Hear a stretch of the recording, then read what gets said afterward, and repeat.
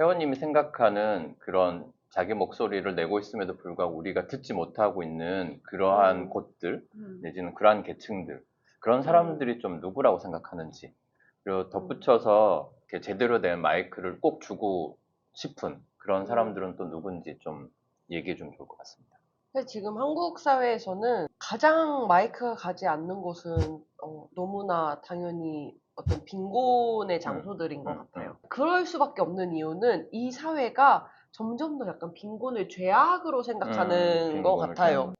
능력이 없어서 그렇지, 노력하지 않아서 그렇지, 그리고 사람들이 어떤 빈곤의 어떤 장소에 무언가 자원을 투자하는 것을 되게 억울해하는 것 같아요. 약간 너만 힘들어?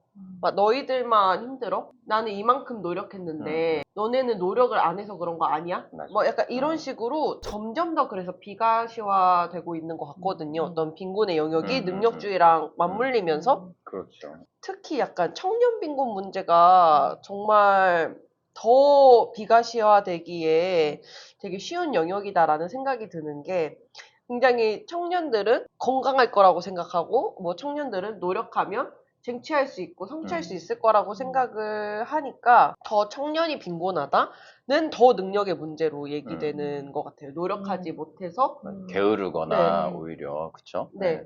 점점 더, 네, 가난이라는 것이 그냥 개인의 문제로만 여기고 싶어 하는 사회가 되는 것 같아요. 이 좀 그 근본적인 원인이라고 해야 될까요? 네. 늙은 사람들이 차별을 받고 있는 근본적인 음. 원인, 그리고 지금 현재 아까 지적했듯이 학교나 사회가 아닌 개인 탓으로 계속 돌리고 있는 상황들, 뭐 이런 것들을 어떻게 보는지. 사실 그냥 쉽게 말하면 신자유주의 때문입니다 라고 말할 수도 있지만, 그것은 사실 너무 간단한 진단인 것 같고, 능력이라는 것이 사실은 어떤 시대마다 사회마다 규정하는 것이 다르잖아요. 근데 그것이 점점 더 좁혀지고 있는 사회인 것 같아요. 점점 더 경쟁은 치열해지고, 좋아하는 책 중에 누가 우리를 쓸모없게 만드는가라는 그 이반 일리치의 책이 있는데, 거기도 보면 모든 것들이 어떤 전문가의 영역으로 밀려나고 있다라는 얘기를 하는 거예요.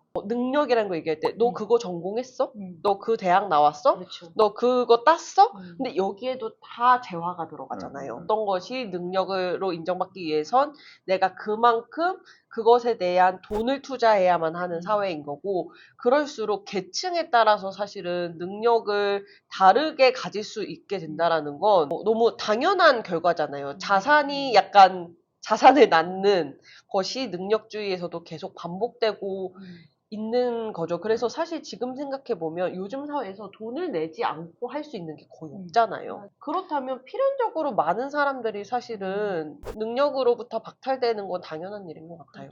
그러면 능력이 아닌 지금의 이 지적하신 이러한 사회 문제를 해결할 수 있는 뭔가 그런 기준 내지는 방법론 혹시 어떤 것들이 그러면 있다고 보시는 걸까요? 그 사람들이 요즘에 하는 말 중에 권리를 가지고 싶으면 책임을 져라라는 얘기를 많이 하잖아요. 네네네. 아까의 연장선상으로 모든 것을 돈으로 교환하게끔 하는 사회가 아니라 책임질 권리를 줄 수 있는, 그러니까 책임질 권리? 네, 약간 책임지는 사람만 권리를 가질 수 있다가 아니라 권리를 가지는 것 또한 책임을 함께 할 수 있는 어떤 자격이라는 거예요. 근데 그것이 1 권리 줬으니 1 책임져가 아니라, 그러니까 모두 권리가 있어야만 책임도 질 수 있다라는 거죠. 기본적인 네. 어떤 생존권, 뭐 네, 이런 걸 말씀하시죠. 기본적인 생존권이 있어야 책임질 수 있는 자리가 생겼을 때 책임도 질 수 있는 거고, 그래서 권리랑 책임은 1대1 대응이 아니라 무조건 함께 가야 하는 거라고 생각을 하는데, 능력이 있어야만 생존할 수 있다라는 거 인권의 전면으로 위배되는 말이잖아요. 그래서 기본적으로 능력을 따지기 전에 생존권을 먼저 주고, 그 다음에 능력이라는 것은 뭐 책임질 수 있는 자리를 먼저 만들어줘야 책임도 지는 거지. 그래서 사실 우리가 더 생존권에 대해서 고민하는 것이 능력주의를 넘어설 수 있는 방법론이라고 생각합니다. 되게 그러니까 좋은 관점인 것 같아요. 네. 우선순위가 지금 바뀌어버린 네. 거죠. 네. 생존권을 그러니까 먼저 얘기하고 그 다음에 능력에 대해서 얘기를 할 수 있는 건데, 자, 근데 어찌됐건 그럼에도 사회라는 이제 공간에서 능력 자체를 거부할 수는 없죠. 맞아요. 아까도 말씀하셨지만은 물론 능력주의는 맞아요. 다르죠. 상당히, 능력과 네, 능력주의는 다르니까 다르죠. 되게 걱정하고 있고요. 그래서 능력들을 어찌됐건 꾸준히 개발하는 것도 무시할 수 없는 상황에서 그렇다면 이 기본 생존권은 이제 기본적으로 가장 1순위라고 했을 때 그 다음에 능력들을 그러면 어떻게 개념화해야 되냐. 그리고 이 평등 사회를 달성하기 위해서 이 능력들에 대해서 어떤 윤리적인 실용적인 네. 날개들을 달아줘야 되는지 네. 회원님의 생각들이 궁금하거든요. 사실 능력이라는 개념 자체는 되게 중립적인 네. 개념이잖아요. 네. 어떤 능력과 어떤 능력 사이에 위계가 있다라는 건 사실 사회가 정하는 일인 것 같아요. 그래서 우리가 바라봐야 할 것은 능력과 능력 사이에 평등한 관계를 생각해 보는 것. 그러니까 이 능력은 이 능력보다 나은 능력이야가 아니라 능력과 능력을 차이로 바라보고 사실 세상에 필요 없는 능력이라는 건 없고 덜한 능력이라는 것도 없잖아요. 그런 과정에 능력 없는 과정은 너무 필연적인 것 같아요. 어떤 일을 하기 위해선 학습할 수 있는 과정, 그 다음에 습득하고 이것이 단련할 수 있는 과정이 있는데 그거에 대한 사실 충분한 사회적 지원이 있어야 하는 거라고 생각을 하고 능력이 없다고 여겨지는 건 너무 한 사람들한테 과한 능력을 사실 바라고 있어요. 어떤 사회 제반 시설이 다 갖춰져 있다면 솔직히 말하면 지금보다 훨씬 많은 사람들이 자유롭게 노동을 할 수 있을 거라고 생각을 하거든요. 지금의 기준으로 누가 능력이 있다 없다를 얘기하기에는 너무나 사회적 기준이 되게 정당하지 못하다라고 생각이 들어요. 계속해서 학교의 문제에서부터 출발하신 거잖아요. 네네. 그러니까 그러한 어떤 사회 문제에 대한 어떤 관점도 바꾸고 방법론도 바꿔야 되는데, 그러니까 그러려면 결국 성인이 된 다음에 이제 이걸 바꾸자라고 설득하기보다는 이미 청소년 시기 내지는 영유아 시기부터 이제 인성이라든지 인권에 대한 감수성이라든지 이런 것들이 좀 체득이 되어야 오히려 훨씬 사람들이 이 사회 구조를 바꾸는 데 있어서 동의도 쉽고 더 행동하기도 쉬울 것 같아요. 그런 부분에서 학교의 역할이라고 하는 게 더 중요해지는 것 같은데, 그럼 학교가 좀 어떤 역할을 해야 될까 이런 생각이 좀 들어서 혹시 생각하고 계신 게 있다면? 저는 학교가 훨씬 지금보다 정치적인 공간이 되어야 한다라고 생각을 하거든요. 학생과 교사는 정치 중립적이어야 한다라는 말의 사실원 의미는 정치적인 이유로 학생이나 어떤 교사를 차별하면 안 된다라는 이유인데 맞아요. 지금은 마치 학생이나 교사는 정치적인 의견을 내면 안 된다로 오독되고 있잖아요. 근데 그건 민주주의 사회가 사실 아니거든요. 그렇죠. 학교가 자기만의 정치적인 가치관을 더 자유롭게 얘기하고 그것을 어떤 이 사회에 반영할 수 있는 방법을 적극적으로 가르쳐주는 곳이어야 한다라고 생각을 해요. 그래야 더 이 사회에 살고 있는 시민에게 어떤 적합한 그런 사회를 만들어 나갈 수 있는 공간들이 많이 생기는 거잖아요, 여지가. 저도 적극 동의하고요. 왜냐하면 이제 오연순 박사나 저나 이제 대학에서 시민교육을 사실 가르치고 있다 보니까, 그러니까 정치교육이라고 하는 게 사실 시민교육이기도 한 거라서 거기서 이제 학생들하고 사실 한 학기 수업을 하고 나면 학생들이 항상 그런 얘기를 해요. 왜 이런 수업을 자기가 초중 고등학교 때 듣지 못했나. 그랬으면 자기의 어떤 삶의 방식이라든지 내지는 자기가 삶을 바라보는 태도나 관점들이 좀 많이 정립되거나 바뀌었을 수 있는데 좀 너무 억울하다 이런 얘기를 사실 하는 친구들이 꽤 있더라고요. 그렇죠. 저희 학생들도 그래서 많이 지금 했어요. 얘기하신 것처럼 정말로 학교 체질 자체가 그렇게 좀 바뀌어야 맞아요. 되겠다. 이런. 공업고등학교 같은 특성화고도 아예 반대하시는 건가요? 특성화고등학교, 그러니까 실업교육의 역사라는 것 자체가 일제시대의 어떤 필요성이 계속 답습해오고 있는 구조라고 생각을 하거든요. 왜냐하면 그때는 어떤 전쟁에 동원될 수 있는 어떤 기술자들을 양성할 수 있어야 됐기 때문에 사실 실업교육이라는 것이 시작된 건데 우리가 이 어떤 시작을 생각하지 않으면서 계속 그냥 질문하지 않고 답습해온 것 같아요. 근데 저는 특성화 고등학교 학생들만 받을 수 있는 교육, 인문계 고등학교에 다니는 학생들만 받을 수 있는 교육은 나눠져 있지 않다라고 생각을 해요. 통합교육을 네. 얘기하시는. 왜냐하면 그런 얘기를 많이 해요. 그러니까 노동교육이 특성화 고등학교에 필요하다. 인문계 고등학교 학생들은 필요가 없나요? 필요하지. 그러니까 완전 필요하잖아요. 어차피 그럼. 다 같이 노동자가 그러니까. 되는데 뭐 인문계 고등학교 안에서도 취업하고 싶은 사람이 있을 수 있고, 그렇죠. 뭐 대학에 안 가고 싶은 사람이 있을 수 있고, 특성화고등학교에서도 대학 가고 싶은 사람들이 있을 수 있고, 사실상 두 학교에 다니는 학생들이 배워야 할 것은 나눠져 있지 않다고 생각을 해요. 단순히 공부를 좀 더 잘하면 인문계 고등학교를 추천받고, 공부를 못하면 특성화고등학교를 추천받는 건데, 그건 사실상 분리교육인 거잖아요. 차별교육이기도 하죠. 완전 그렇죠. 분리교육이자 차별교육인 거죠. 그래서 저는 이렇게 학제가 나눠져 있는 것은 부당하다라고 점점 더 생각하게 되는 것 같아요. 그러니까 이야기를 듣다 보니까 회원님이 왜 이렇게 다양한 분야 내지는 다양한 활동들을 할 수밖에 없는가라는 생각이 또 들어요. 왜냐하면 이제 학력주의에 반대하고 그러다 보니까 이제 학벌 철폐로 갈 수밖에 없고 그러다 보니까 사회 구조의 문제에 또 관심을 가질 수밖에 없고 그러다 보니까 이 체제를 어떻게 좀 전환해야 되는가라고 하는 고민으로 이어질 수밖에 없는 그냥 밖에서 볼 때는 왜 이렇게 다양한 활동을 하나 이런 생각이 들지만 사실 그건 다 유기적으로 연결돼 있는 맞아요. 하나의 문제인 것 같고 그렇게 연결되는 핵심 가치는 그럼 회원님에게 있어서 무엇인지 그리고 그 가치가 한국 사회에서는 어느 정도 통용되거나 어디까지 와 있다고 평가하시는지 저는 어쨌든 지금 경제체제를 바꾸는 게 핵심적인 가치라고 생각을 해요. 제가 경제지 기자였다라고 했잖아요. 그때 이제 대기업을 전문으로 하는 기자였는데, 와, 그때 재무제표라고 이제 그 구조를 계속 뜯어보는 일을 했었는데, 이러면 다 망한다라는 생각을 그때 했었어요. 경제가 성장할 수 있다라는 게 어마어마한 신화구나. 그럼 네.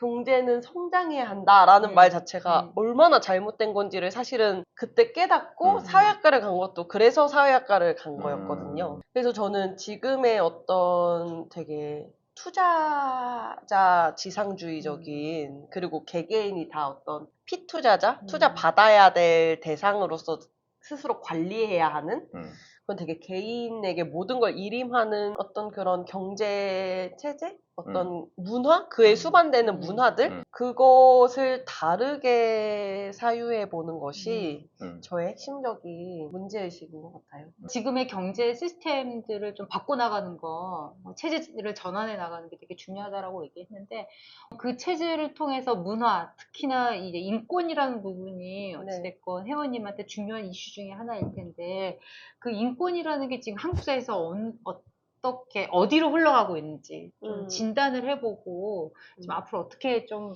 바꿔나가야 되는지, 그런 부분들을 좀 얘기해 주실 수 있나요? 지금은 제가 활동가로서 중요하다고 여겨지는 건 어떻게 하면 인권이라는 이름 안에 얼마나 다양한 존재들이 다양한 생각을 가지고 존재하고 있는 것을 명심하고 사실 그 안에 얼마나 구체적인 생활 언어들이 있는지를 계속해서 들여다보는 역할을 해야 한다라고 생각을 하거든요.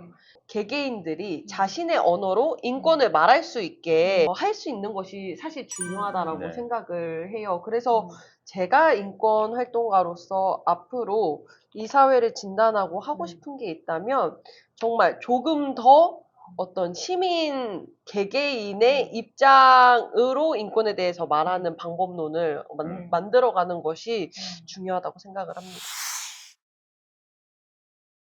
저는 계속 들을 수 있는 사람이었으면 좋겠어요.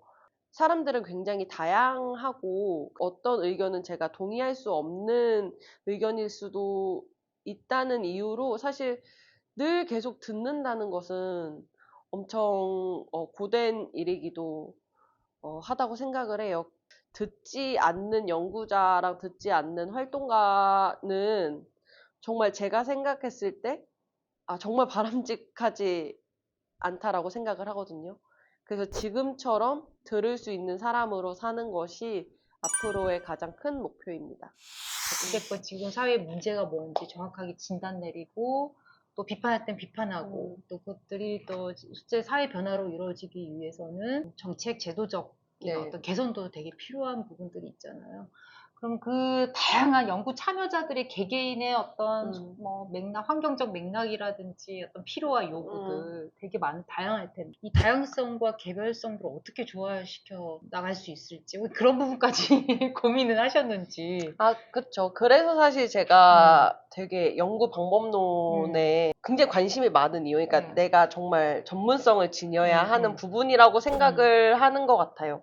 이 방법론에는 단순히 어떻게 논문을 잘 쓸 것인지가 아니라 어떻게 사람을 만나고 어떻게 관계 맺고 이 안에서 윤리를 계속해서 발명해 나가고 그 다음에 심지어 사후 책임까지. 사실 이 연구자에게 중요한 건 책임감이라고 생각을 하거든요. 이 사람이 나한테 들려준 말, 그러니까 말을 듣는 순간 이걸 연구로 쓰기 시작했다는 건 이 말에 대한 책임을 같이 질 준비를 해야 되는 일이라고 생각을 해요. 그래서 지금의 제가 할 수 있는 최소한은 방법론에 대한 고민을 열심히 하고 이거를 이제 공유하는 것. 그럼으로써 내가 만나는 사람들한테 완벽한 신뢰는 당연히 줄 수 없겠지만 최소한의 신뢰를 안겨줄 수 있는 사람으로 사는 걸 고민하는 일인 것 같아요. 아직 정책 제도적인 어떤 것까지 가지 않고 그 전에 맞아요. 어떤 이야기가 있다라는 것들을 보여주는 거. 정책 제도를 제안하고 입법하는 거에 전문성을 지니고 있는 활동가들이 좀 많다라고 생각을 해요. 그리고 저는 제가 아직 초보 활동가라고 생각을 하는데요. 왜냐하면 굉장히 오래 활동한 분들이 많기 때문에 지금 제가 잘할 수 있는 건 듣고 정책 제안을 하시는 분들에게 그 해석이나 분석을 잘 전달해 드리는 것까지가 지금 제가 할 수 있는 일이다. 뭐 언젠가 미래에 제가 그 일을 해야 할 수도 있겠지만 지금은 그렇다고 생각을 가장 합니다. 기초적인 역할이죠. 네. 특히 이제 이 목소리를 못 가진 사람들한테 이 마이크를 전달해준 역할, 이 제가 생각할 때는 이제 성우보다는 오히려 변사 역할에 좀 더 가깝다 이런 생각이 좀 드는데 왜냐하면 자기 해석도 들어가고 왜냐면 변사 멋있네요. 네, 그러니까 성우는 그냥 있는 그대로를 표현한 것에 비하면 변사는 그런 감정까지도 다 이야기해주는 그런 생각이 좀 들어서 이야기꾼 변사로서의 어떤 연애원이라고 하는 느낌이 좀 사실 들어요. 멋있네요. 제가 오늘 칭찬 한마디 하겠습니다. 특급 칭찬. 네. 현장 연구란 적극적으로 연루되기이다입니다. 현장 연구를 한다라는 건 결국 현장에 연루될 수밖에 없는 일이라고 생각을 해요. 그 안에서 적극적으로 관계 맺고 적극적으로 영향을 주고받는 것을 피할 수 없다 정도가 아니라 추구해야 하는 사람들이라고 생각을 하거든요. 그럴 때 우리가 생각할 수 있는 윤리와 관계 맺기의 방법은 또 다른 지점으로 이제 연구자들을 데려다 놓을 거라고 생각을 해요. 그리고 그것을 더 열심히 다른 연구자들, 다른 활동가들과 공유할 의무가 있는 사람들이라고 생각을 합니다. 그래서 저한테 현장에서 연구를 한다는 것은 적극적으로 연루되기입니다. 박사 논문도 또 준비하고 네. 한다고 들었는데 어떤 또 훌륭한 이야기를 또 재밌는 얘기를 들려줄지 궁금한데 혹시 잠깐 네. 소개해 줄 수 있을까요? 지금 연구는 고졸 청년들에 대한 20, 30대 청년들을 인터뷰하고 있고요. 기존에 이제 교육과 관련된 연구들이 보통 이제 소득이나 계층의 관점으로 한 통계 연구들만 많았어요. 그런데 이제 저는 대학 진학을 하지 않거나 대학을 뭐 중퇴한 청년들의 삶에 이제 학교에서의 소수자 경험을 듣는 연구를 하고 있어요. 그래서 통계로 얘기할 수 없는 어떤 성소수자로서의 경험이라든지 혹은 정신질환자로서의 경험 아니면은 그 밖에 그냥 뭐 가정 환경 어떤 가치관 자기가 가지게 된 가치관의 문제 같은 것들을 조금 더 내밀하게 들여다보는 작업을 하고 있습니다. 정말 벌써부터 궁금해지는데 진짜죠? 네. 왜 그러세요? 아니어도 그렇다고 해야 되잖아요 지금. 마지막으로 오늘 이렇게 회원님 얘기를 듣고 있는 분들에게 또 하고 싶은 얘기가 참고로 아, 책이 있습니다. 네. 책도 같이 홍보해 주시고. 네. 절찬리 판매 중입니다. 진짜 재밌어요. 이거는 네. 확실하게 재밌다고 말할 수 있으니까 네. 네, 많이 네. 사서 읽어주세요. 네. 절찬리에 삼천리 방방곡곡에 팔고 있으니까요. 그리고요. 마지막으로 하고 싶었던 말은 막상 활동가가 되어 보니까 활동에 참여하는 것에 크게 부담을 안 느끼셨으면 좋겠어요. 보시는 분들이 너무 이제 그냥 관심을 가져주는 시민들한테 너무 고맙고 더 문턱을 낮추고 싶더라고요. 맞아요. 그래서 그냥 하고 싶은 말은 언제든 기꺼이 함께 해주셨으면 좋겠다. 네. 너무 이렇게 큰 마음, 부담을 가지지 않았으면 좋겠다라고 말하고 싶습니다. 네, 얘기 들으셨죠? 언제든지 문 열렸으니까 네. 오시기 바랍니다. 네. 혜원님은 사실 10대 때까지는 또 네. 대학 시절까지는 이렇게 열정하고 냉정 사이를 되게 오갔잖아요. 되게 무관심하고 네. 또 무기력하고. 근데 이제 3부까지 딱 이 혜원님의 서사를 딱 들어보니까 그 열정과 냉정이라는 게 결국 단순하게 뭔가 이렇게 혼란, 위태로움 여러 데서 끝난 게 아니라 지금의 든든한 어떤 뒷심이 된 게 바로 그것 때문이 아니었을까라는 생각이 듭니다. 네, 이런 생각을 하면서 오늘 5번째 현장 연구자 인터뷰를 마치도록 하겠습니다. 네, 네, 지금까지 감사합니다. 네, 안녕. 안녕. 또 만나요. 또 만나요. 30년 앞으로 30년.